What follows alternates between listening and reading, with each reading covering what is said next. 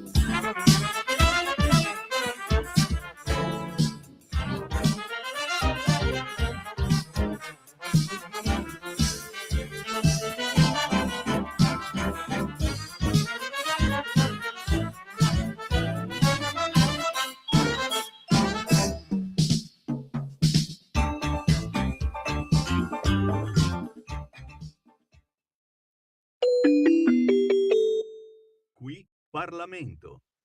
Buonasera Antonino, a te la linea. Buonasera a te, cara Natalia, buon lavoro, amiche e amici miei, ma non dall'avventura. Buonasera, siete sulle magiche onde di Radio Libertà. Questo è Zoom, il drive time in mezzo ai fatti, puntata numero 1196. Io sono Antonino Danna e oggi è martedì 19 di maggio 2026. Cominciamo subito con il Qui Parlamento. Avete appena ascoltato Augusto Martelli, Round in D minor del 1985, e cominciamo subito con il gradito ospite di questa sera, l'onorevole Andrea Giaccone. Buonasera onorevole. Buonasera Antonino, un saluto agli ascoltatori.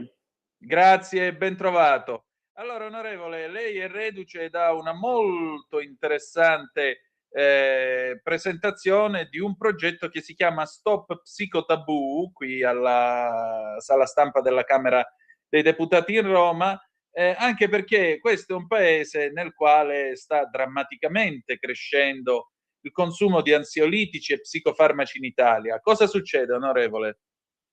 Beh, succede che negli ultimi anni abbiamo avuto una crescita costante dei disagi psicologici. Quello che tu hai citato, cioè il consumo di ansiolitici e psicofarmaci, è uno degli indicatori plasticamente misurabili, perché lo vediamo. Era un fenomeno che si è sviluppato già nel passato, ma ha avuto un'accelerazione importante dal 2020 in avanti, quindi dalla fase pandemica. Associato a questo fenomeno, tra i vari disagi, abbiamo dei fenomeni, delle problematiche che impattano anche dal punto di vista lavorativo, cioè il burnout lavorativo.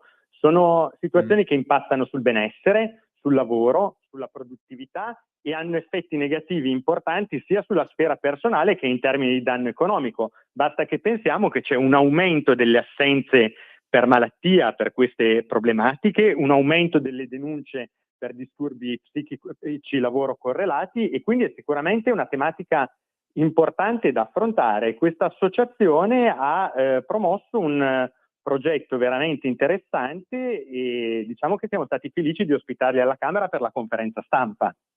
E beh, direi, mi permetto di passare alcune informazioni aggiuntive. Per esempio, nel 2017 il consumo di ansiolitici e sedativi è aumentato di circa l'8% in un solo anno, e parliamo di quasi 10 anni fa, ma il periodo del Covid-19 ha determinato un forte incremento nei consumi di psicofarmaci. Addirittura i livelli post-pandemici ancora oggi sono superiori rispetto al periodo pre-Covid, tant'è vero che secondo l'Istituto Superiore di Sanità oltre il 6% degli adulti italiani presenta sintomi depressivi, 18-25% nelle fasce economicamente più fragili e c'è stato un aumento del 20% dei ricoveri psichiatrici dopo la pandemia. Senta, ma che cosa possiamo fare per tutti questi stressati? Ma guarda, la proposta di questa associazione, di questa APS, con il loro progetto Stop Psicotabù mi sembra molto importante e interessante perché si muove su dei livelli diversi. Cioè, intanto una campagna di pubblicità di progresso nazionale, che è questa campagna Stop Psicotabù. Quindi, Sì. primo aspetto, fare informazione e fare conoscenza. Perché è importante? Viviamo in un mondo in cui si tende a parlarsi di meno. Le persone, soprattutto i giovani, tendono a stare davanti al cellulare o davanti al computer e hanno un rebound di informazioni che sostanzialmente sono limitate, parziali, quando non errate, e quindi su questo bisogna intervenire. Il secondo aspetto che loro propongono è una sperimentazione, cioè un modello innovativo di pronta accoglienza psicologica nei presidi territoriali delle ASL. Una specie, la semplifico molto, ma per darti l'idea, quasi un piccolo pronto soccorso per i disagi della sfera psicologica. In realtà una stanza d'ascolto, uno spazio dedicato all'interno delle ASL con accesso diretto e facilitato, finalizzato a offrire un primo livello di ascolto e orientamento. Quindi tu hai una problematica, sai che hai un posto dove puoi parlarne, dove ti ricevono ed eventualmente ti indirizzano. Terzo aspetto, una questione di una installazione urbana semipermanente, un muro degli psicotabù, così è stato chiamato, poi si può declinare in molte cose, che servirà sicuramente a scrivere, ma a sensibilizzare e a creare plasticamente questa immagine della campagna che va avanti. Credo che sia un progetto interessante, un progetto che va assolutamente aiutato, vista la direzione che sta prendendo la società con l'aumento di queste forme di disagio. Certamente.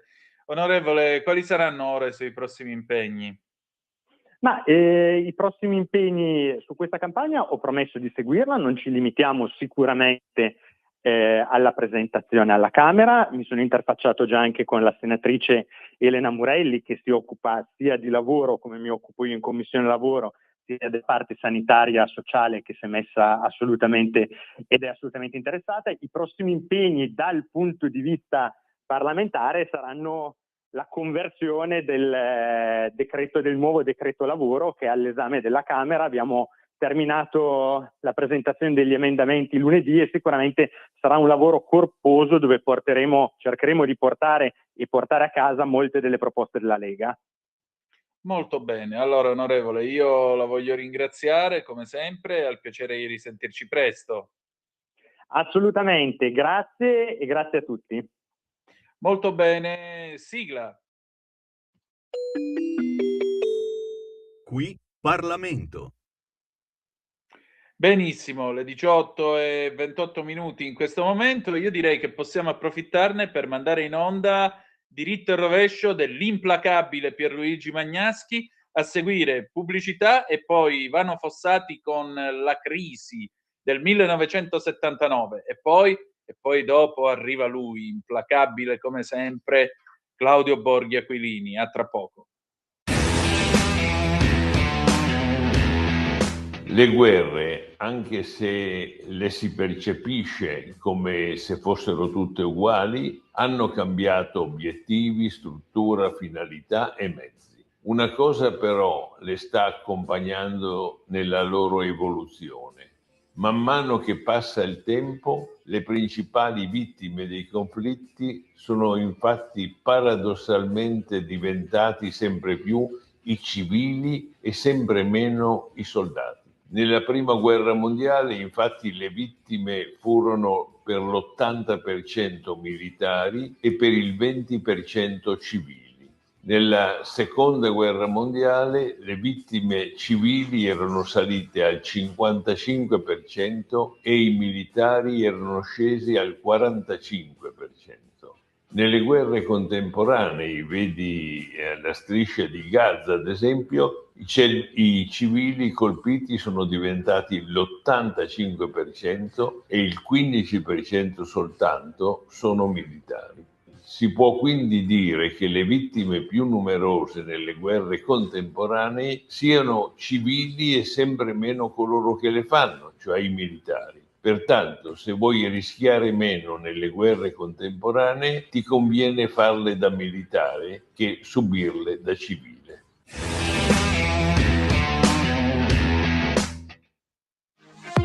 Per la tua pubblicità visita il sito radiolibertà.net. Lo amiamo perché ci offre sempre le cose più buone e naturali. Linea Alberto Acerbis. Problemi respiratori, tosse, raffreddore, tosse secca, tosse grassa. Abbiamo il prodotto che ti può aiutare. Bronco Free, la soluzione bevibile alla bava di lumaca, timo, verbena, altea, papavero e marrubio. Un insieme di erbe e di prodotti che aiutano a sciogliere il catarro e a favorirne l'espettorazione in maniera naturale. La tosse è un meccanismo espulsivo naturale che il nostro organismo mette in atto quando all'interno delle nostre vie respiratorie entrano virus, entrano batteri, entrano sostanze che il nostro organismo ritiene dannose. Come fare per calmare la tosse? Bisogna sciogliere il catarro e favorirne l'espettorazione attraverso un mucolitico naturale. La bava di lumaca, infatti, attraverso gli enzimi litici in essa contenuti, aiuta a sciogliere appunto il catarro e aiuta la sua espulsione. Abbiamo un'offerta straordinaria per voi stamattina. Se dite ascolto Radio Libertà e chiamate lo 030 68 40 408, 3 flaconi di Bronco Free a 59 euro, e se dite ascolto Radio Libertà voi non pagate le spese di trasporto e in più avete uno splendido omaggio. Chiamate adesso 030 68 40 408.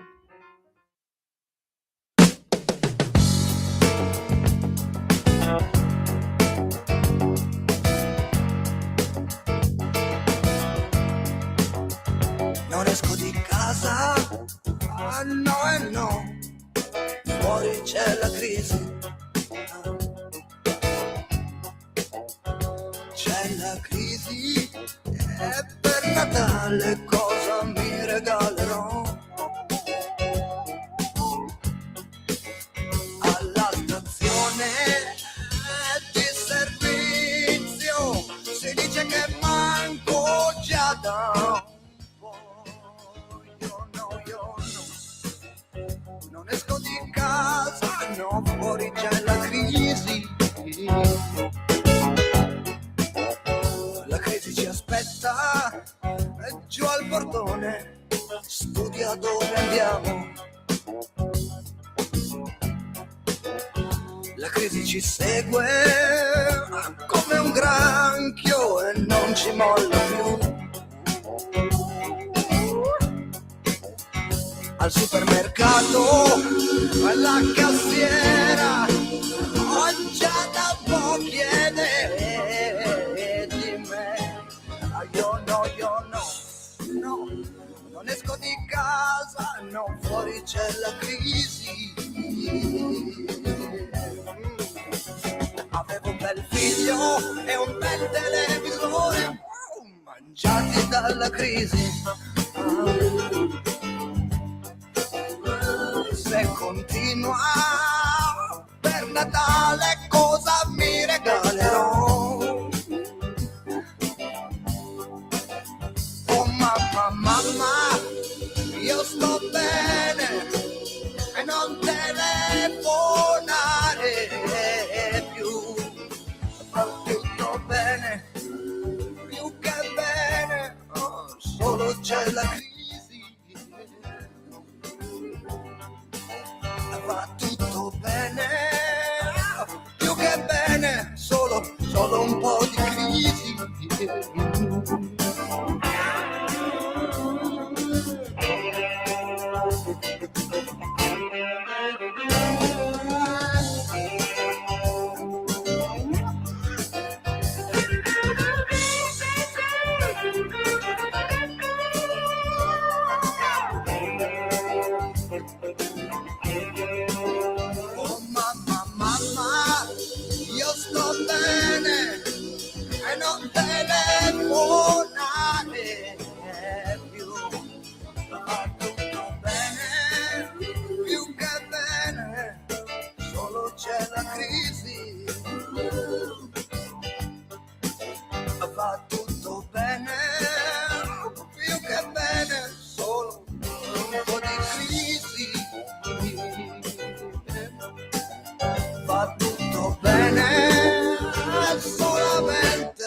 ce la facciamo più.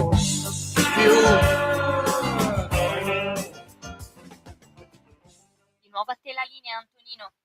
Grazie a te Natalia, era il 1979 quando nella mia banda Suona il Rock, album di Ivano Fossati, compariva anche questo gran pezzo, La Crisi, pezzo che come potete ascoltare è di attualità e interessa. Vi ricordo che il 1979, l'estate del 1979, fu quella del cosiddetto secondo shock petrolifero. A leggere quello che si trova sui giornali in questi giorni, mi sa che ci stiamo avvicinando al terzo shock petrolifero, che sarà una riedizione del 1973 e soprattutto auspice l'Europa di tutte le come potremmo dire, di tutte le normative ridicole che in Italia non sono servite a niente e che vedrete ci rifileranno di nuovo. Targhe la domenica, tutta quella robaccia lì che non è servita a niente, è servita solo a produrre una canzone, quella che faceva austerity, austerity, se non vuoi andare a piedi compra l'asino, austerity, austerity, e dagli poca abbiata da mangiare, di Tony Sant'Agata, già che ci siamo. Scusate, ma qua saltiamo di palo in frasca, ma nemmeno tanto. Intanto diamo un'occhiatina alle agenzie. L'ANSA che torna sulle Maldive, i corpi degli italiani erano tutti insieme nella grotta, recuperati Gualtieri e Montefalcone, il marito della docente, voglio ricordarli sorridenti. Domani immersione per recuperare gli altri due corpi, se le condizioni del mare e del meteo lo permetteranno. La procura di Roma indaga per omicidio colposo. Ancora il GIP convalida l'arresto e la custodia in carcere per El Cudri. L'eroe che ha fermato El Cudri all'Italia chiede il ricongiungimento della famiglia, perché immediatamente ci hanno spiegato che non erano soltanto italiani quelli che hanno fermato El Cudri. La denuncia stamattina su un quotidiano meridionale ho anche letto che uno degli eroi è calabrese. Siamo commossi. La denuncia degli attivisti, spari di Israele su 6 barche della flottiglia, una è italiana. Questi ridicoli che, guarda caso, quando gli chiedi ma i soldi chi ve li dà, non si sa mai chi è. Poi se uno ipotizza, ma non è che magari è gente vicina ad Hamas, non rispondono. Alcaraz non giocherò neanche Wimbledon, e poi stop degli USA agli ingressi di cittadini stranieri dalle zone colpite dall'Ebola. E infine Bungaro omaggia alle vittime della strage di Capaci, la voce di Montinaro in 23 maggio, brano e video realizzati con la sorella del caposcorta di Falcone a 34 anni dall'attentato. Il 23 di maggio saranno passati 34 lunghi anni e purtroppo io posso dire che c'ero. Ma adesso è arrivato il co-conduttore di giornata. Signore e signori, squillino le trombe, rullino i tamburi e soprattutto canti Sting, perché è arrivata Scuola di Magia con Claudio Borghi. Qui Parlamento, l'attualità politica dalla viva voce di deputati e senatori. Va ora in onda Scuola di Magia con Claudio Borghi Aquilini.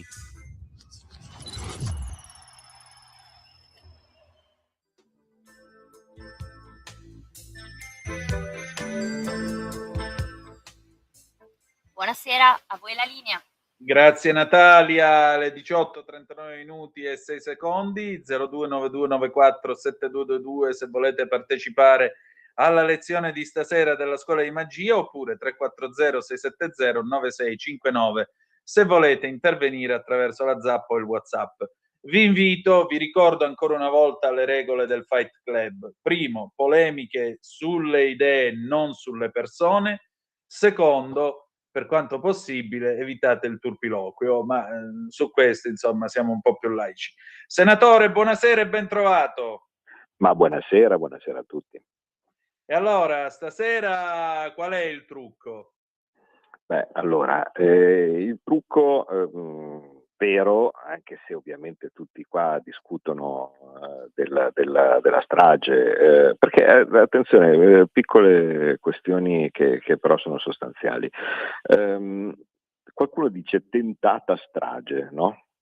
perché Sì. fortunatamente sono stati feriti gravissimi, ma nessuna vittima per la questione di Modena.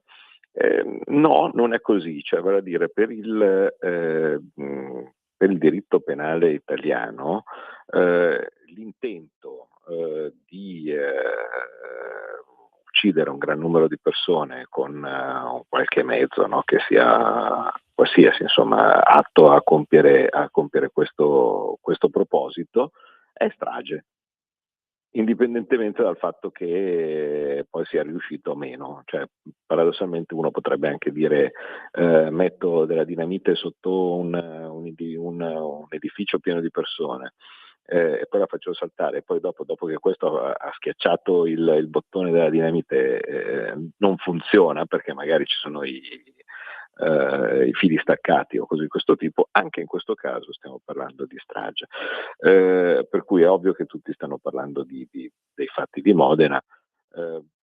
Non aggiungo più di tanto, insomma, io a quello che tutti stanno dicendo. Preferisco sinceramente, anche se per uno strano caso del destino ho virgolette rischiato, perché io ero lì a Modena casualmente per tutt'altri motivi, era una mostra d'arte, ero lì a Modena a pochissima distanza dal luogo dove è successo il disastro. Invece volevo parlarvi della letterina che è stata mandata dal presidente Meloni all'Unione Europea. Il trucco della letterina di solito è uno dei più divertenti e dei più riusciti, che separa. In realtà praticamente ci si riaggancia a un qualcosa che era chiuso in un vecchio detto latino che è sempre utile, che è il famoso verba volant scripta manent, no? Perché quando uno a parole dice ma insomma questa cosa dovrebbe essere fatta così, dovrebbe essere fatta così, è una questione. Mettere per iscritto invece cosa sono le proprie rivendicazioni, questo è differente, praticamente è l'equivalente della lettera dell'avvocato, no? Quando ti mettono in mora.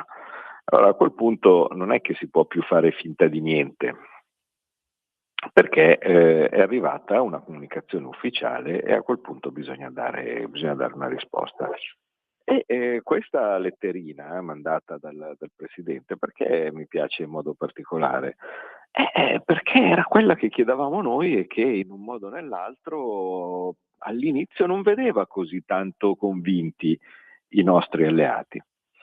E noi abbiamo dovuto fare, come tutti quelli che c'erano sanno, e anche quelli che non c'erano hanno probabilmente letto o visto, una manifestazione in Piazza Duomo a Milano proprio per far alzare la voce su quella che secondo noi era una necessità di mettere anche un pochettino di fretta, un pochettino di urgenza, far capire che si stava parlando di questioni che erano probabilmente sottovalutate anche dai nostri alleati e che alla fine si è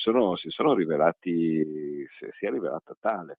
Perché noi abbiamo fatto quella manifestazione, se ben vi ricordate, no, per diversi temi, ma uno di questi era dobbiamo rivedere il patto di stabilità. No? Sì. Questa frase aveva uno scopo, perché poi dopo uno che vuole fare il precisino, e se volete ne parliamo, cosa significa rivedere il patto di stabilità, cosa significa all'interno del patto di stabilità vigente ottenere la possibilità di fare delle spese addizionali o semplicemente sbattercene le balle e farlo lo stesso. No? Ogni cosa di queste è una cosa differente, ma alla fine arriva più o meno sempre allo stesso punto.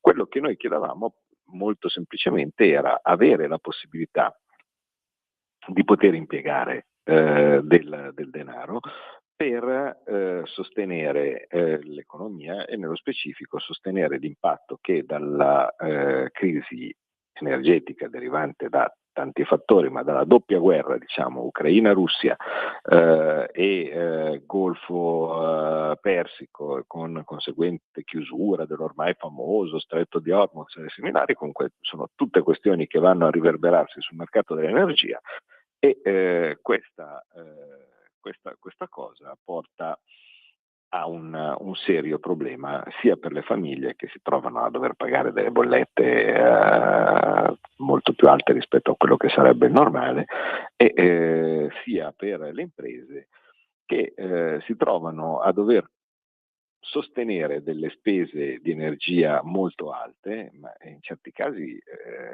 per le imprese stiamo parlando di cifre altissime. Immaginate le famose imprese energivore, che ne so, una fonderia. Tanto per dirne una, no?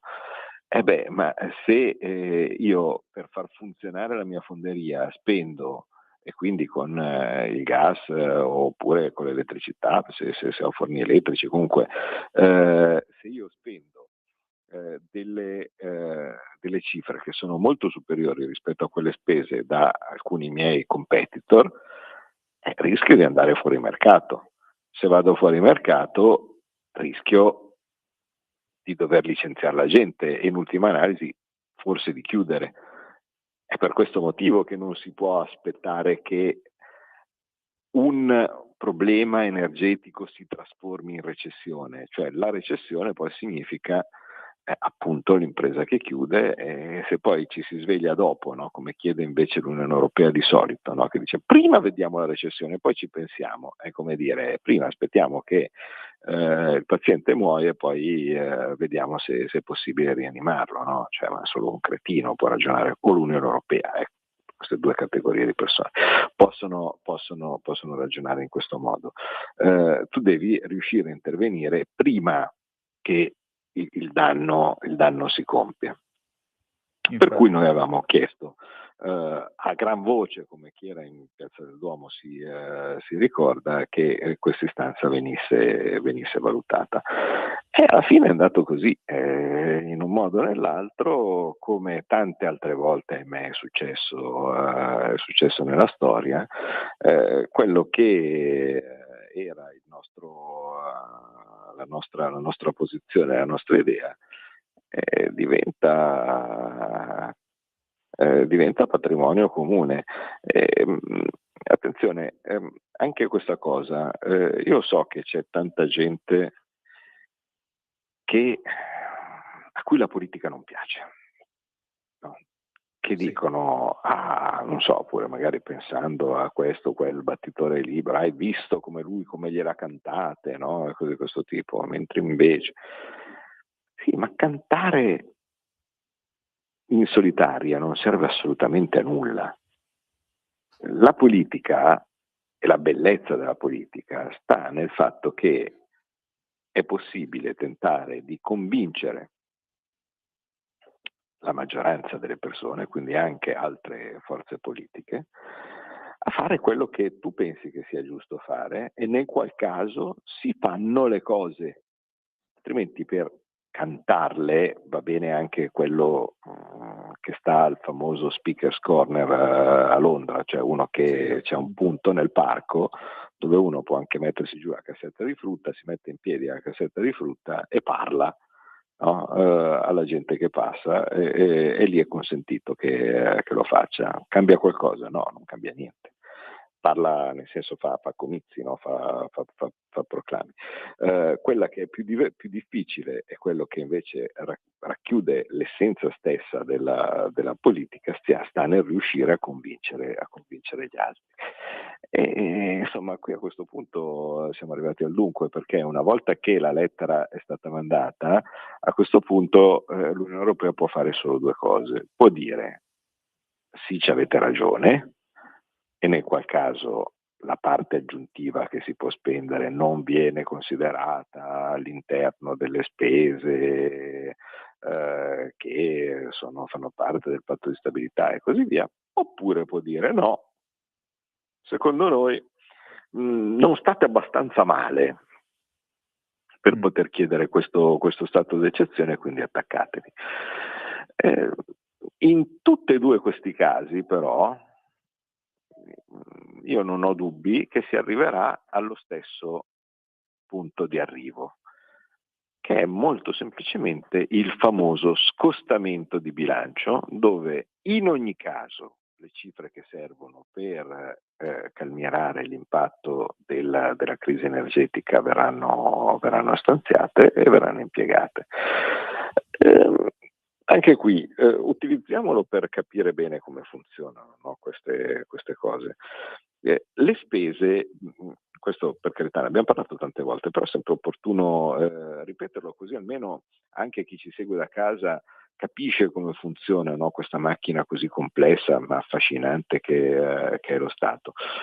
Allora, le spese dello Stato non possono essere fatte, come si suol dire, a muzzo. Cioè non è che io oggi arrivo qua, no, e dico facciamo, che ne so, una statua di diamanti a questo signore che è stato così bravo, no? E tutti, no, bravo, c'hai ragione, sì, sono d'accordo, no? E così via, votano sì a favore. E cosa costa la statua? 5 miliardi, ma non importa, chi se ne frega. No, non funziona così.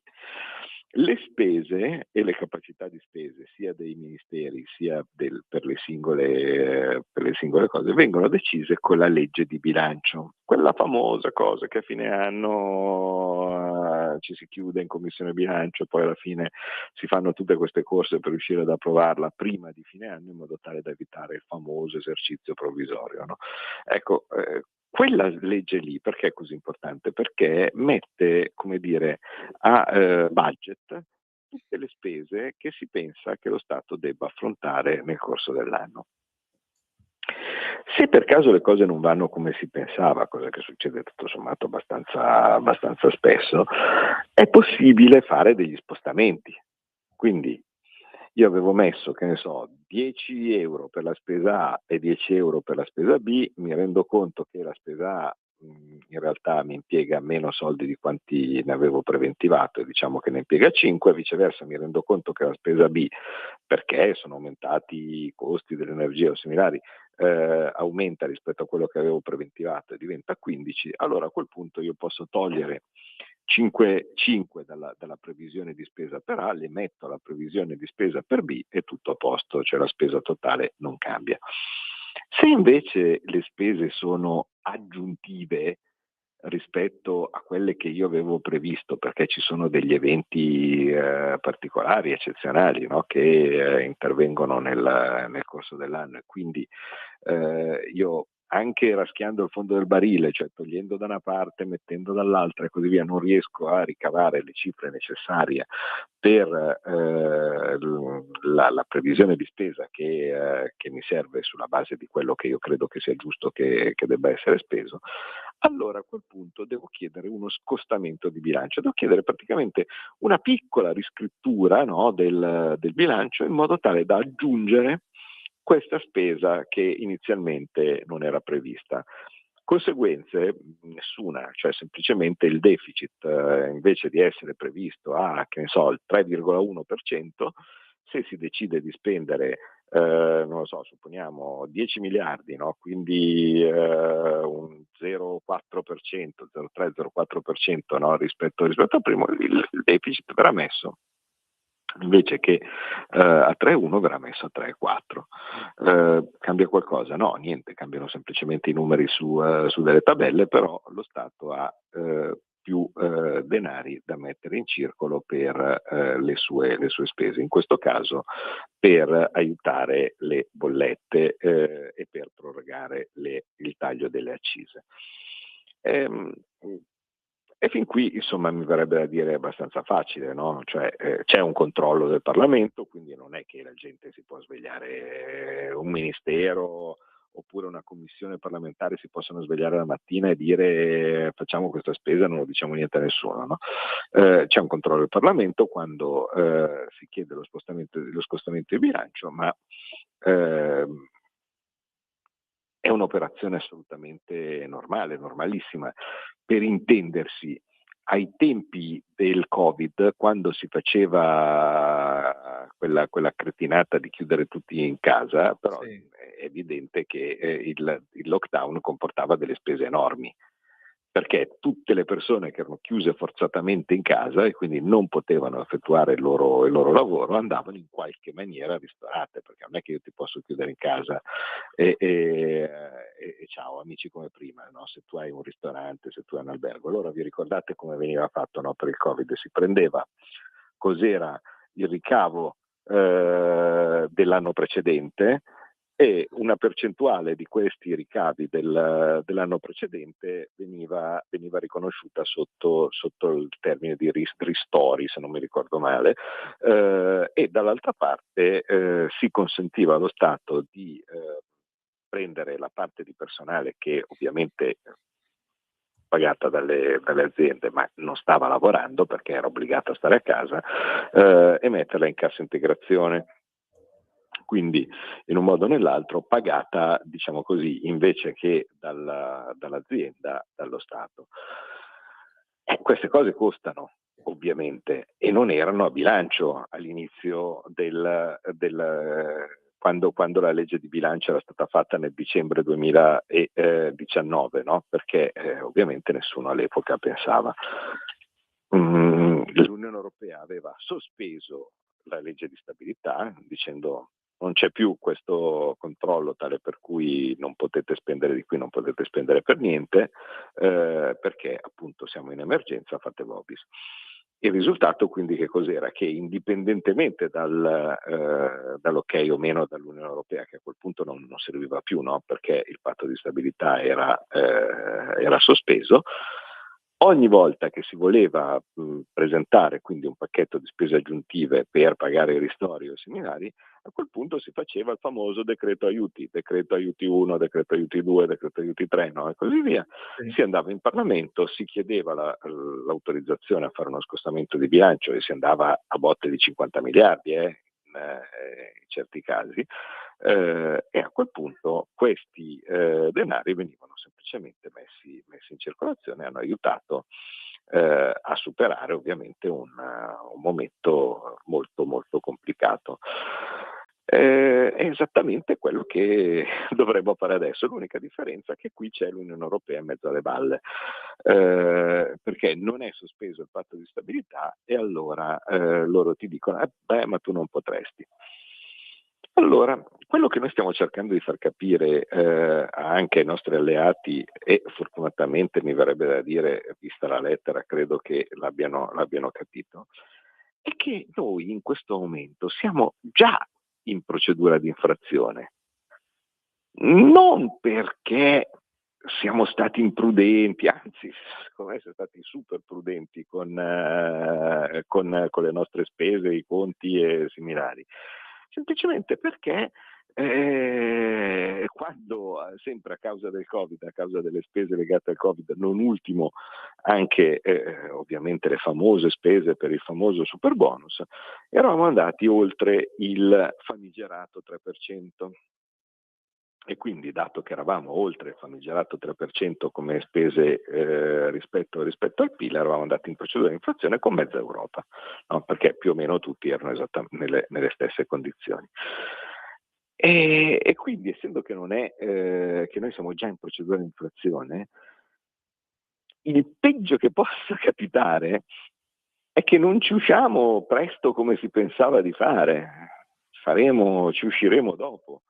Cosa comporta la procedura di infrazione? Un cazzo, scusate il francese, perché da quando esiste la procedura, il sistema delle procedure di infrazione e cose di questo tipo, nessuno è mai stato sanzionato perché aveva fatto spese eccessive rispetto al PIL.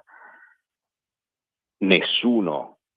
In questo momento la Francia, nonostante sia in una posizione clamorosamente vantaggiosa, perché all'interno di una crisi energetica loro hanno il nucleare, noi invece avevamo il gas, e il gas non lo possiamo usare perché la Russia non ce lo fanno prendere, il Qatar è chiuso lo stretto e quindi ci troviamo in difficoltà.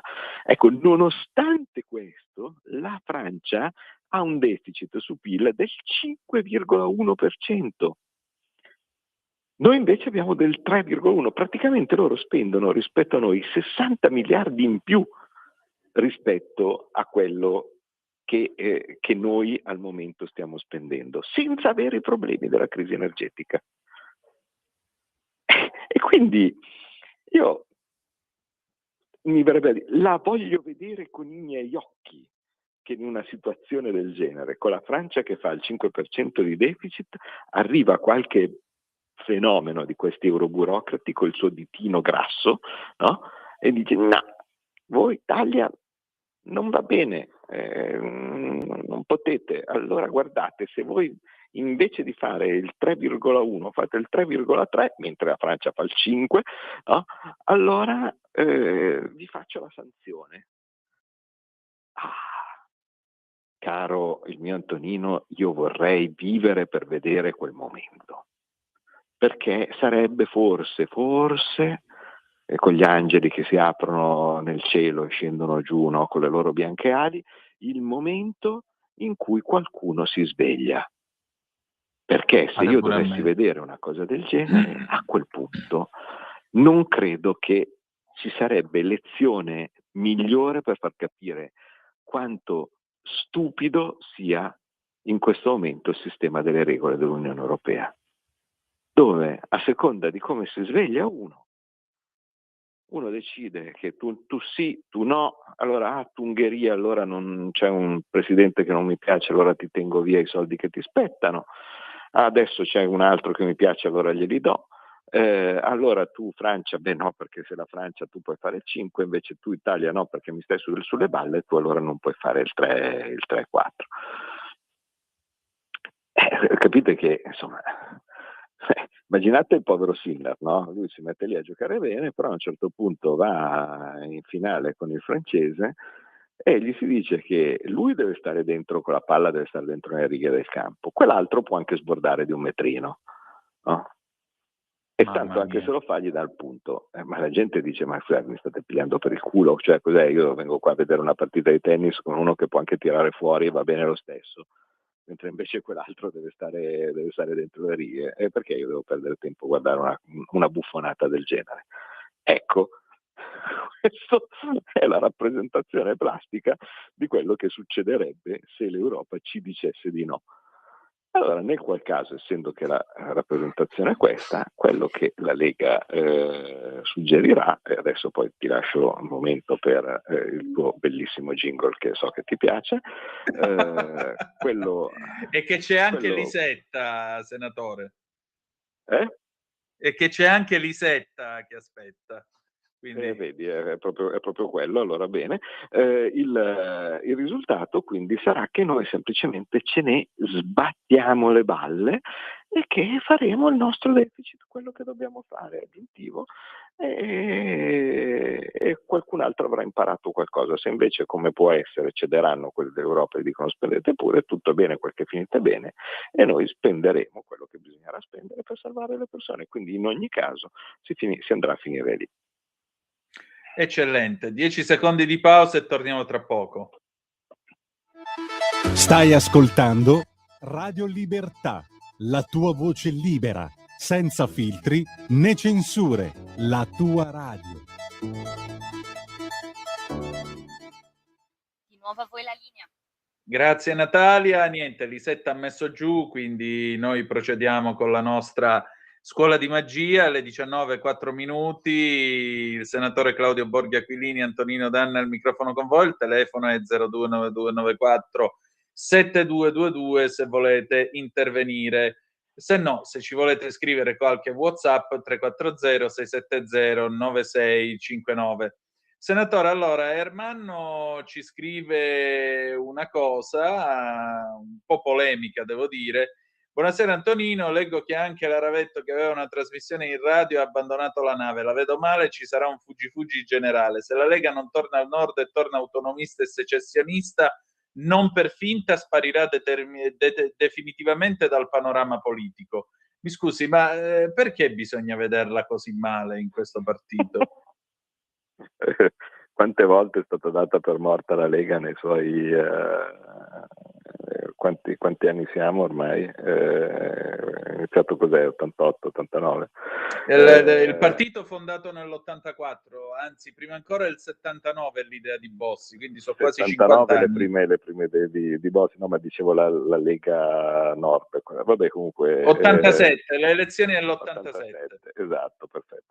Quindi no, ma la Lega, anzi, io vorrei semplicemente ricordare che più o meno tutti quelli che io ricordo che sono usciti dalla Lega non hanno avuto gran fortuna. Ne posso citare centinaia, che hanno pensato così, cambiando casacca, andando da altre parti, in altri lidi, di ottenere il seggio sicuro, di ottenere...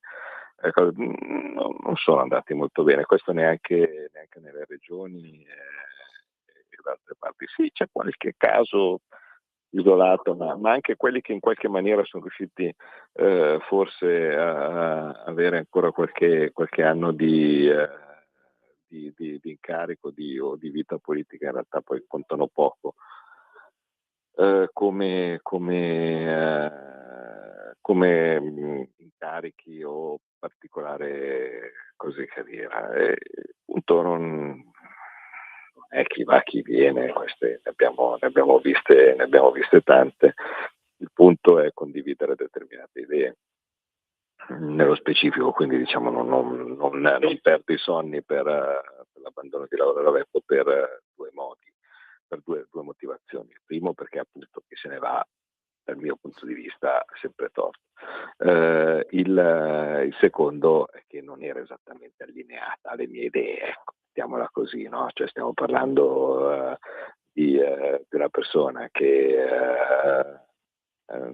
no, ma l'Europa tutto sommato va bene, ma no, ma uscire dall'euro non possiamo neanche pensarci.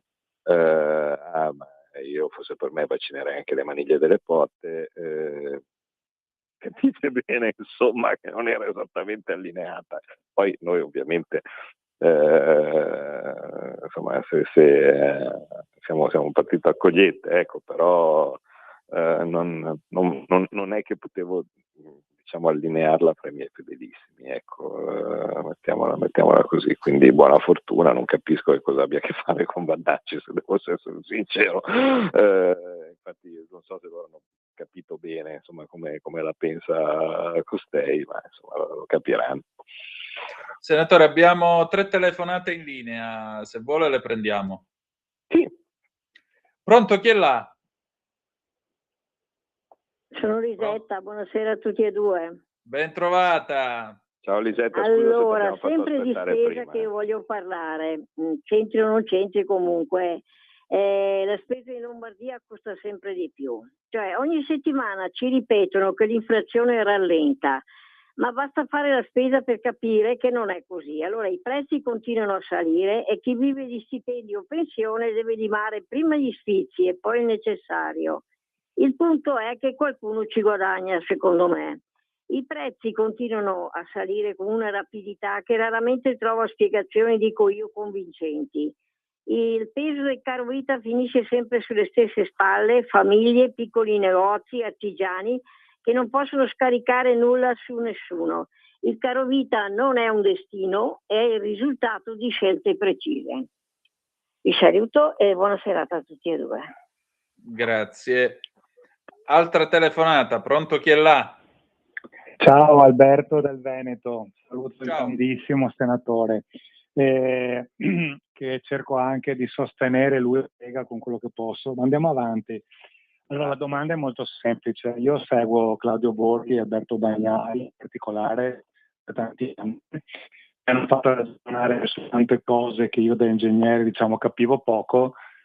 Faccio una domanda diretta. È evidente che nel programma logico della Lega c'è l'uscita dall'euro e dall'Europa, però capisco anche il contesto. Quello che mi piacerebbe, e certamente il senatore Borghi spesso dice bisogna convincere la Banca d'Italia, gli altri bla bla, però dobbiamo chiederci se nei prossimi 5-10 anni questa è ancora, tra virgolette, una battaglia veramente all'orizzonte, perché se non lo è, forse ci converrebbe provare a fare qualcos'altro, cioè nel senso, se saremo soltanto noi 10% dell'elettorato, se va bene, a dire fuori da questo, salvo un evento traumatico dirompente, avevo qualche speranza in Trump, ma mi sa che ce l'abbiamo persa, non ce la faremo mai. Quindi la domanda è, siamo sicuri che per raccogliere più consenso e fare banalmente le cose che ad esempio Vannacci dice in modo più estremo, meno acculturato, va bene, però guardate che ha un seguito questa cosa, magari nella gente un po' meno, come dire, consapevole di certi elementi, per cui chiedo qual è una strategia politica vera, concreta, per ottenere, non dico la stessa cosa che ci sarebbe uscendo dall'euro, uscendo dall'Europa, ma almeno cercando di recuperare un po' di sovranità per il paese, ma anche su robe, come dire, di contesto, giustamente gli esempi dei finanziamenti, facciamo l'assegnone, mettiamo le targhe, tutte cose bellissime. La domanda alla fine è, ma veramente pensiamo di poter ancora uscire dall'euro e dalla gabbia dell'euro nei prossimi 5-10 anni? Se non è così, salvo un evento traumatico, una guerra, una roba così che... Senatore, allora, intanto un modo rispondiamo molto chiaro che ha. Grazie Sì. a tutti. Prego. Senatore, intanto rispondiamo a queste due domande perché ci sono altre due telefonate in attesa. Prego. Sì, sono due domande oltretutto molto importanti, mi verrebbe da dire, perché la prima parla col tema, diciamo, cita il tema dell'inflazione. E adesso io non è che voglio fare l'allarmista, ma sempre relativamente a sciocchezze che ci arrivano dall'Unione Europea, non sono pochi che dicono che a seguito di questo, diciamo, incremento dell'inflazione, che non deriva da troppo denaro in circolo, cioè una delle cause dell'inflazione spesso è c'è troppo denaro in circolo, no? E quindi si deprezza il valore della moneta. No, ovviamente, come tutti possono vedere, deriva dall'incremento del prezzo dell'energia, perché c'è uno shock energetico, una riduzione dell'offerta, cioè c'è meno gas in circolazione, c'è meno petrolio in circolazione, quindi per appunto motivi che abbiamo detto, e quindi i prezzi salgono. A seguito di questa inflazione, che si chiama inflazione da offerta, quindi non è che c'è troppa gente che chiede roba, no? Cioè, c'è meno cose che vengono vendute, in questo specifico l'energia. La Banca Centrale Europea pensa bene, qualcuno dice che stanno pensando di reagire alzando i tassi. Ma questo capite che è una cosa da pazzi, perché significa che alzando i tassi io vado a recuperare o a drenare il denaro, anche quel poco che c'è, e oltretutto il rischio è che aumentino anche i mutui. Quindi io, oltre al problema della spesa evidenziato dalla signora Lisetta, no, mi troverò ad avere anche dei mutui più cari, no, rispetto a quello che pago adesso, che ovviamente deve essere evitato a ogni costo. Quello che noi stiamo cercando di fare, ovviamente, è proprio cercare di agire riducendo sia le bollette che il costo del carburante, in modo tale che sempre meno si rifletta poi sul prezzo anche delle cose che compra al supermercato. Un'altra delle cose che stiamo facendo, perché le cose sono solo due, o fai abbassare il prezzo delle merci o fai alzare gli stipendi. Un'altra delle cose che stiamo facendo, ha depositato proprio ieri, credo, in Commissione Finanze un emendamento a un provvedimento che è in corso, quindi stiamo parlando non di una cosa così, di una roba di intenti lontani, stiamo parlando di una cosa che se viene approvata viene fatta subito, un emendamento per cercare di forzare i rinnovi dei contratti anche nel privato. Nel pubblico ci siamo messi a pari, cioè per esempio il ministro Valditara per 3 volte ha rinnovato il contratto degli insegnanti, e io credo che se ci sono degli insegnanti all'ascolto sanno e possono testimoniare che la loro busta paga è migliorata rispetto in modo, direi, sostanziale rispetto ai valori del 2021. Anzi, se magari qualcuno ci vuole fare un confrontino, no? Così ci rendiamo anche conto. Però nel pubblico non possiamo, ovviamente, no? Perché quello è libera contrattazione. Stiamo provando con questa norma a intervenire per cercare di penalizzare quei settori dove magari il contratto collettivo nazionale è scaduto da molto tempo. Perché significa che i datori di lavoro fanno finta di niente e non si arriva al rinnovo del contratto per evitare di dover pagare degli aumenti di stipendio. E in questo caso, e dato che magari in molti casi stiamo parlando di settori che non sono esattamente in crisi, è possibile vedere insomma di dare una spintarella. Quindi insomma stiamo provando in quel senso lì. Per quello che riguarda invece diciamo lo scoramento del nostro ascoltatore dal Veneto. Allora, noi siamo partiti da un presupposto e siamo tuttora convinti di quello, cioè che l'euro è insostenibile. Cioè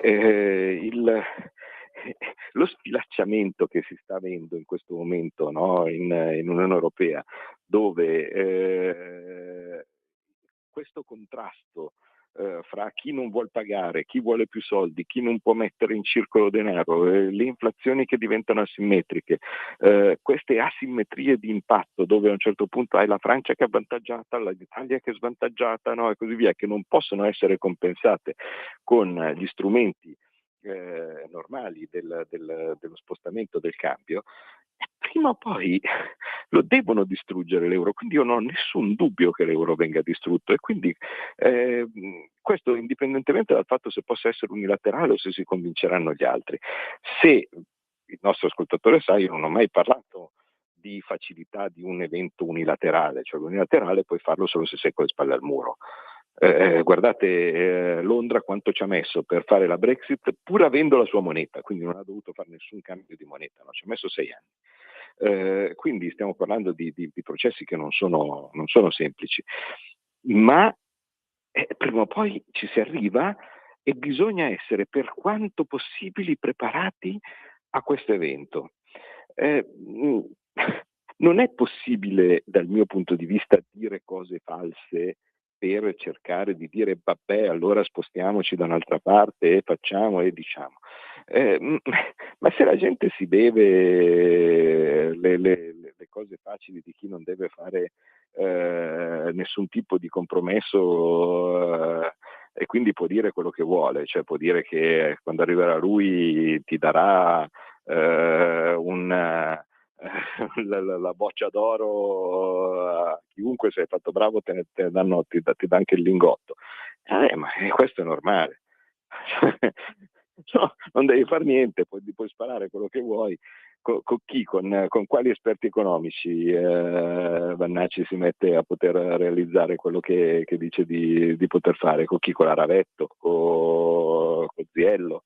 Cioè, insomma, pazienza, cioè nel senso uno può dire può spararla quello che vuole, ma tanto al punto di arrivo, no, di un qualsiasi partito che prima era Italia Exit, prima ancora era Casa Pound, cioè tutti quelli che si mettono a raccontare che chissà cosa fanno, no, ma non sono come quelli lì che sono che concorrono per il governo. Se fossero loro, se c'ero io, sai che facevo? Hanno un problema piuttosto semplice che prima o poi arriverà al pettine: o ti metti in coalizione e allora nel qual caso devi scendere a compromesso e fare un programma comune, e allora avrai quelli che sperano di avere la luna che diranno ecco è tradito, si è messo con la Meloni, l'Ucraina, no? E cose di questo tipo, oppure vai da solo e fai vincere il PD. Pazienza, cioè questo mi spiace, ma e questo lo dico al gentile ascoltatore del Veneto, capite che se alla fine, no, il meccanismo di chi riesce a ottenere consenso dicendo cose che non stanno in cielo né in terra è che arriva il PD, poi a quel punto capisci che non è più neanche tanto più un problema mio, no? Perché mi ritroverò all'opposizione e continuerò a dire le stesse cose che dicevo prima, che è la verità.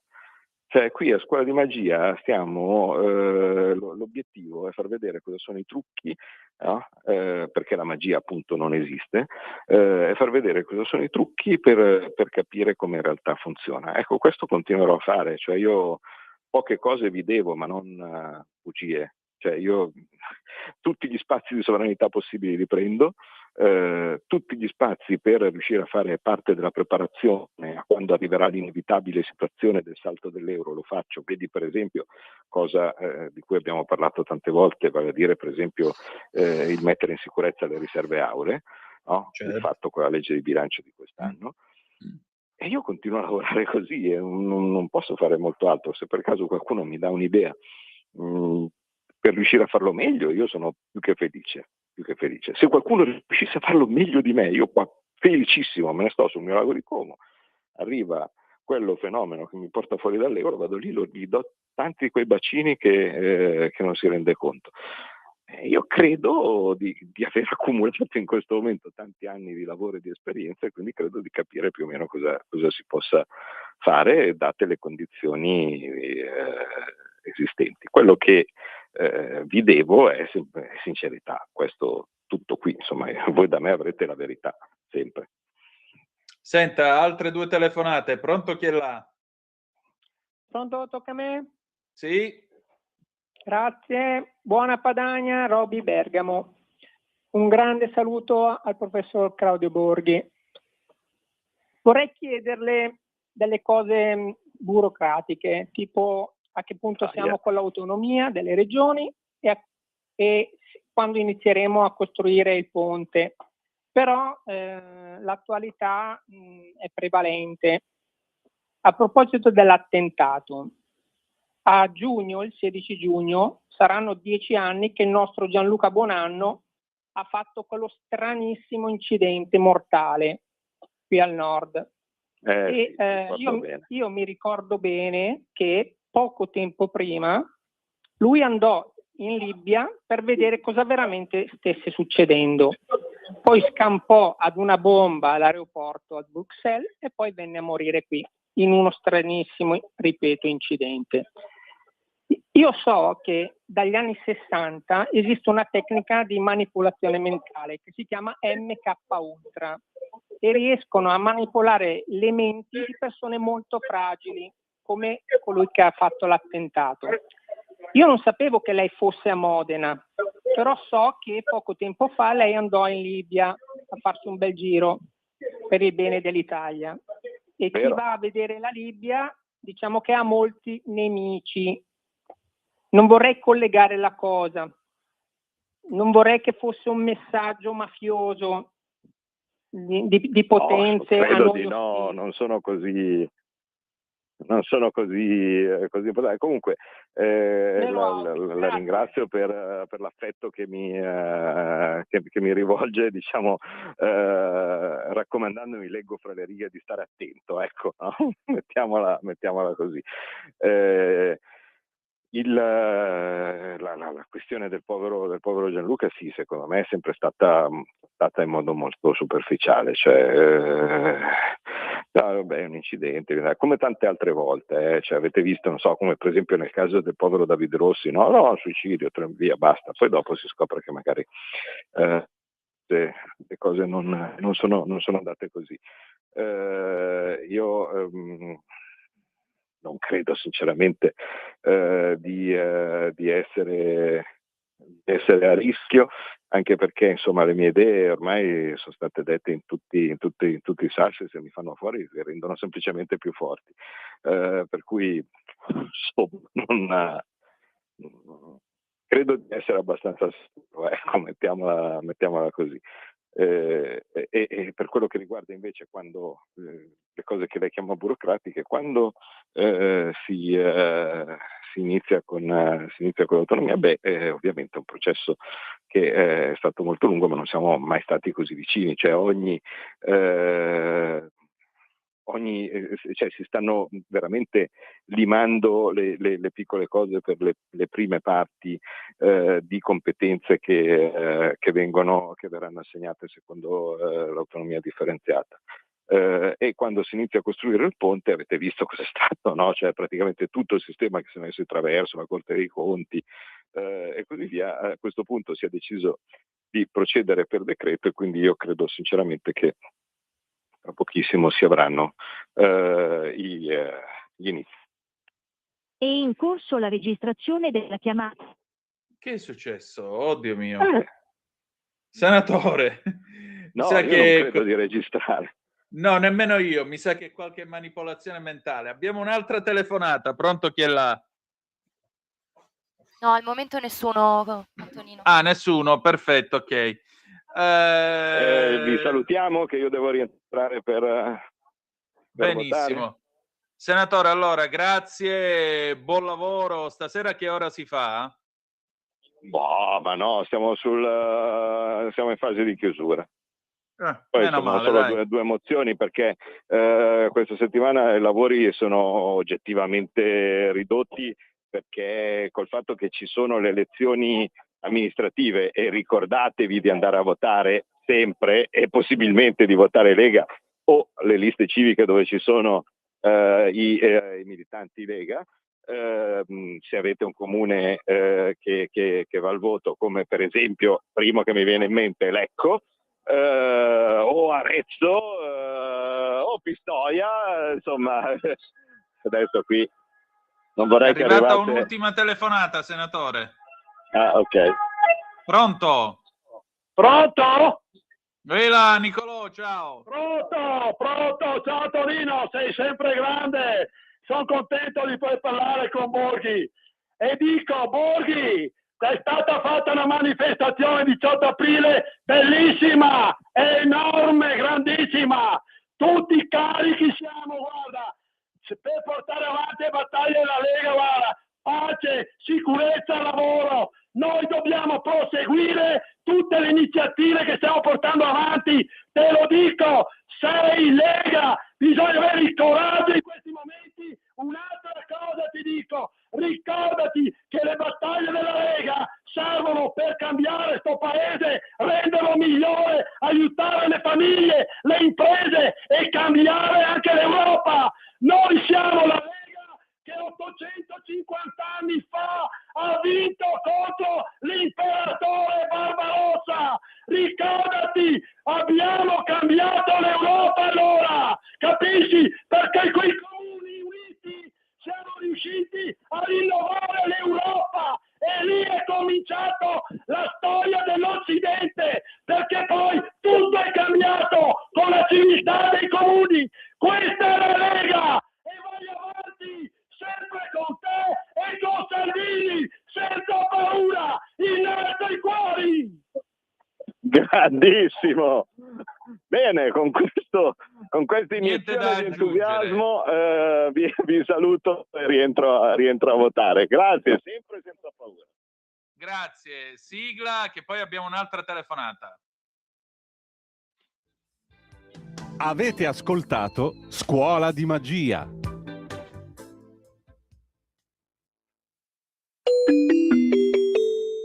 Qui Parlamento. E allora, altra telefonata, pronto, chi è là? Porca pupazza, mi è scappato Borghi. Ciao, sono Marco da Mantova. Fratello mio, lo so, ma non potevamo fermare lo Stato, insomma, a un certo punto. Lo so, peccato. Non voglio una votazione del Senato sulla coscienza. Senti, io già sono megalomane di mio, ma la radio mi ha già soddisfatto, perché figurati, copro tutta l'Italia. Però fermare pure lo Stato, questo mi pare troppo. Ma che mi dici? E niente, io volevo chiedere a Borghi, spero di riuscirci martedì prossimo, altrimenti tu sei un bravo giornalista, ti prendi questa annotazione e se non riesco a fargliela io, gliela farai tu. Dimmi. Sai cosa penso? Perché non ci vuole, l'Europa non ci vuole dare il patto di vedi che i lapsus spesso sono rivelatori. Esatto, infatti per noi è un pacco. Perché ovviamente l'Italia sta andando molto meglio della Francia e della Germania e di molti altri paesi europei, soprattutto quelli che hanno l'euro. E io non vorrei che fosse un gioco a carte coperte. Cioè la carta è quella di non sforare il patto, quella scoperta. Quella coperta è di farci ingoiare l'elettrico. Cioè in questo modo cosa succede? Loro sperano che si riduca la richiesta di idrocarburi e che la gente cominci a comprare le macchine elettriche. In questo modo loro farebbero la dittatura ecologista che un presidente della Bundesbank circa quasi una ventina d'anni fa, aveva prefigurato e ha detto se vogliamo fare che l'Europa vada in questo modo, noi dobbiamo fare una dittatura ecologica. Dobbiamo trovare il modo di far capire agli europei che devono smetterla con il gas, devono smetterla con il carbone e devono smetterla con il petrolio. Basta, era questo che io volevo chiedere a Borghi. Ti lascio il resto della trasmissione. Ciao Antonino, grazie. Grazie a te. Pausa e poi torniamo con Enrico Ruggeri. Polvere, però in versione live 2017, tra poco. Porta con te ovunque Radio Libertà. Scarica la app per smartphone o tablet dal tuo store o dal sito radiolibertà.net. Cosa aspetti?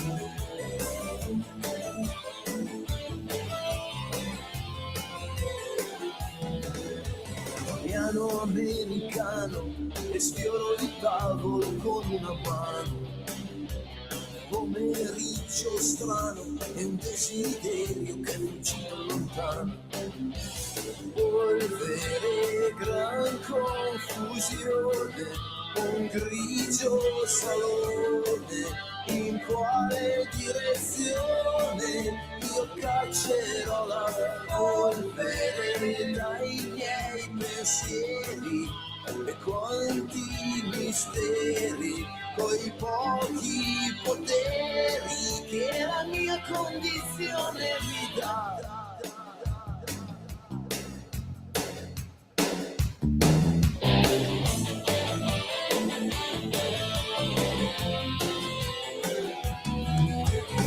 Aria un po' viziata, quella finestra andrebbe spalancata, tela rovinata e la cornice tutta consumata, polvere, troppi ricordi, è meglio essere sordi e forse è già tardi per togliere la polvere dagli ingranaggi, dai volti dei saggi, coi pochi vantaggi che la mia condizione mi dà.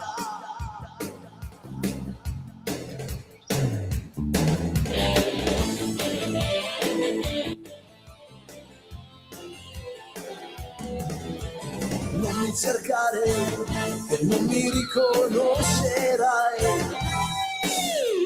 Non mi cercare, che non mi riconoscerai. Non mi cercare, che non mi riconoscerai. Non mi cercare, che non mi riconoscerai. Non mi cercare, non mi riconoscerai. Non mi cercare, che non mi riconoscerai. Non mi cercare, che non mi riconoscerai. Non mi cercare, che la mia condizione. Non mi cercare, che non mi riconoscerai. Non mi cercare, che non mi riconoscerai. Non mi cercare, che non mi riconoscerai. Non mi cercare, che la mia condizione mi dà.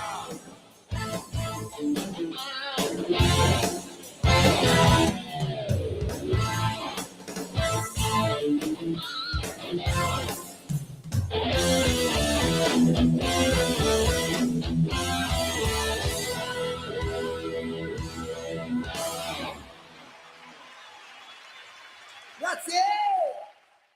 A te la linea, Antonino.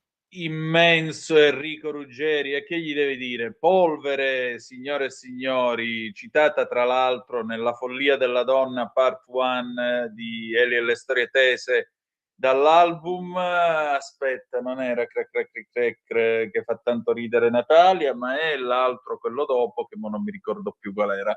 Vabbè, poi vi dico qual è. Oddio mio. Intanto 029294 7222, niente. Chi c'è là? Pronto, chi è là? Eccomi, Michele Caruso. Ciao Michele, vai. Bonsoir, un saluto noblesse oblige. Madame et monsieur, comment ça va? Va bien? Ladies and gentlemen, welcome a Zoom, il drive time in mezzo ai fatti, conduce Antonino Danna sulle magiche onde di Radio Libertà, la Talk Radio. E questo programma di infotainment è stato premiato come trasmissione migliore della stagione scorsa ed è stato insignito del microfono d'oro. Già, nel 2024, già. Allora, adesso è il momento di... Il punto di Michele Caruso, vai pure. Modena, la psicologia dietro la strage. C'è una zona cieca nell'individuo. So già che strali motivati verranno lanciati contro gli psicologi del centro di salute mentale che lo seguivano. Noi facciamo i conti ogni giorno con l'imprevedibilità dell'essere umano. A Modena, quella nella quale Salim El Kudri ha scelto di lanciare la propria auto a una velocità tale da mietere più vittime possibili, è la via della passeggiata, del lento camminare dei cittadini che sostano davanti alle vetrine prendendo un caffè. È il bersaglio perfetto per chi abbia in mente di compiere una strage, colpendo al cuore la città ritenuta responsabile di una colpa nata e cresciuta malignamente in una mente divenuta incubatore di odio represso e frustrato. Così si nasconde dietro l'inequivocabile scelta di compiere una strage. Cosa? Quale meccanismo perverso ha fatto detonare la mente di Salim? Quello che le prime notizie ci dicono è che il soggetto era seguito da un locale centro di salute mentale per un disturbo schizoide di personalità. Un soggetto con atteggiamento schizoide tende all'isolamento, alla freddezza, preferendo un distacco emotivo dalla società rispetto al fluire dei legami sociali. Solitamente presenta tratti di anedonia e adesione a idee bizzarre, vivendo una vita ai margini della società. Presente spesso fisicamente, ma con la propria vita emotiva situata in zone marginali e distaccate. Questo non ne fa un soggetto con una frattura con la realtà, un incapace di intendere e volere. Attenzione, sappiamo che avevo iniziato un percorso di studi intento alla ricerca di un lavoro, rimasta insoddisfatta dopo essersi laureato all'Università degli Studi di Modena. Da qui si apre una zona cieca sulla quale germineranno congetture sovente formulate da chi non mastica la materia della psicologia e dunque non sa che noi facciamo i compiti ogni giorno con l'imprevedibilità dell'essere umano e con la non reperibilità di quella trigger a cui va molto già chiusa, distanti da ogni forma di hubris ad hoc che fa detonare l'odio interrato in zone melmose spesso per anni. Cosa possiamo pensare? La clinica ci insegna che per soggetti con tale predisposizione, per il lavoro inteso come legame con l'altro, come regolazione del dare e avere con la società, può compensare relazioni ormai logorate o inesistenti, attenua l'isolamento strutturale del loro modo di essere, offre un'identità arginando la precarietà e custodendo aspirazioni altrove spesso frustrate. L'occupazione può allora trasformarsi in un elemento terapeutico capace di sostenere il soggetto come punto di tenuta della struttura. La ferocia, a volte paranoica, deflagra quando vengono meno le protezioni che fino a quel momento avevano mantenuto la situazione stabilizzata. Da lì facile via della vendetta rivolta con quel mondo dal quale il soggetto si sente escluso, priva di un'elaborazione individuale ma guidata da una pura cieca ed indistinta. E vado a concludere. L'ipotesi dunque che si fa più probabile che va a sbattere contro ogni possibilità di prevedere e contenere la natura umana quando sceglie di dare la morte ad altri. So già che strali motivati verranno lanciati contro i nostri psicologi, in questo caso quelli del centro di salute mentale che lo seguivano. Si punterà il dito anche sulle carenze, sull'insufficienza dei servizi oggettivamente sottofinanziati dal governo, che ha speso soltanto il 3%, mentre nel resto d'Europa si spende il 10%, ribadisco, si spende almeno il 10% per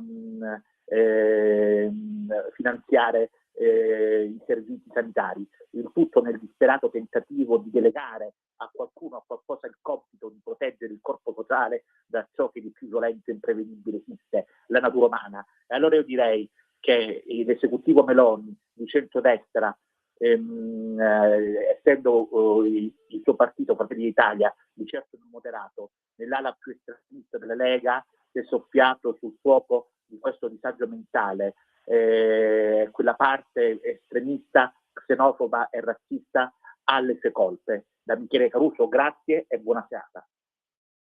Ma è molto comodo dire che sia tutto razzismo. No, non lo è. Molto semplicemente si tratta di richiesta di chiarezza. Se un signore scrive "bastardi cristiani di merda, brucerò il vostro crocifisso", è evidente che questo signore non ha molto affetto nei confronti di questo paese, del quale peraltro è anche cittadino. Se questo signore decide di mettere sotto 7 persone perché vuole ammazzare tutti quanti, scende, urla Allah Akbar e comincia ad accoltellare gente, la follia è follia fino a un certo punto. I pazzi non fanno queste cose. Molto facile dire è un pazzo, poverino, è un pazzo. No, c'è del metodo in questa follia. C'è del metodo, e come? E abbiamo il diritto di dirlo, abbiamo il diritto di sottolinearlo, anche perché vogliamo capire fino in fondo se non è vero allora che non era radicalizzato e tutto il resto. Benissimo, perché chi lo doveva seguire? Perché non è stato seguito? Perché ha rinunciato alle medicine? Perché aveva la patente? Perché uno schizofrenico può avere la patente se è in grado di fare cose di questo genere? Chi è che se ne doveva occupare? È molto facile dire ma è stato eccitare il razzismo. No, non c'è niente di razzista. Qui la verità è che c'è della gente che non ama questo paese e che alle volte può scegliere di dircelo in modo molto eclatante. Ribadisco, abbiamo il diritto di sapere come e perché questo signore abbia fatto queste cose. Torno a ripetere, uno che manda una lettera scrivendo "vi ammazzerò tutti quanti, voi e il vostro cattolicesimo", eccetera, eccetera, è uno che come minimo dovrebbe essere tenuto quantomeno d'occhio, perché è troppo facile dire era pazzo. No, non era pazzo. O se lo è, se è pazzo, torno a ripetere, per quale motivo aveva il diritto di andare in giro con la patente e tutto il resto, e chi è che non ha vigilato? Se no il giochino è troppo comodo e poi francamente mi secca questa corsa a smentire il razzismo quando succedono queste cose. Purtroppo in Italia stanno cominciando a succedere queste cose, l'ha detto anche Vittorio Feltri a chiare lettere. Cominciano ad accadere queste cose perché l'onda lunga dell'immigrazione è arrivata anche qui, dopo che è arrivata in Francia, dopo che è arrivata in Germania, eccetera, eccetera, eccetera. Cominciano a venire fuori le seconde generazioni, cominciano a venire fuori i partiti per il voto etnico. Attenzione, il voto etnico sarà molto più pericoloso e pernicioso di quello ideologico. Molto di più, altro che votate a destra, allora siete per il ritorno del fascismo. Non avete nemmeno idea di quello che significherà il voto etnico in questo paese. Ed è una cosa molto grave, molto drammatica, è una sfida culturale. Rispondere dicendo era un povero pazzo, siete tutti razzisti, è l'ennesima manfrina tipicamente di una certa parte politica che, grazie a Dio, non è questa qua. Noi vogliamo sapere che è diverso come concetto, vogliamo capire soprattutto, se no è troppo facile. Manca poco che diventa gli dobbiamo pure chiedere scusa. Immagino la signora polacca che ha perso le 2 gambe, sai quanto gliene fotte di sapere se era un attentato o se era pazzo? La signora vuole solo sapere perché questo qua ha preso una macchina e se l'è messa sotto. Io ho letto in questi giorni, ma era laureato in economia, e quindi se fosse stato idraulico, le 2 gambe che ha perso la signora varrebbero di meno perché era idraulico? E se era muratore? E se era premio Nobel? Ma che cazzo di informazione è questa, sapere che era laureato? Mi sembra quella signora tutta scandalizzata che disse a Enzo Biagi quando venne a sapere che un suo compagno d'università era gay: che vergogna, un laureato. Signora mia, sto paese sta avendo una regressione che la metà basta. Va bene, abbiamo finito per questa sera, grazie a tutti, ci ritroviamo domani alle 18:15, sarà una puntata interessante. Viene da noi l'avvocato Agata Armanetti, che difende Nessi Guerra, la ragazza di Sanremo che rischia i lavori forzati, anzi è stata condannata ai lavori forzati perché è accusata dal marito, che peraltro è italo-egiziano, di adulterio. Vedremo che cosa sta succedendo, vedremo a che punto è la situazione, e da domani partirà una nuova rubrica. A Berlino tutto bene, con l'immenso Roberto Giardina da Berlino, che ogni settimana ci racconterà di Germania, Italia ed Europa dalle rive da Unter den Linden e dalle rive della Sprea. Grazie a tutti e ricordate che malgrado tutto, the best is yet to come, il meglio deve ancora venire. Vi ha parlato Antonino Danna. Buonasera. Ciao. Ciao.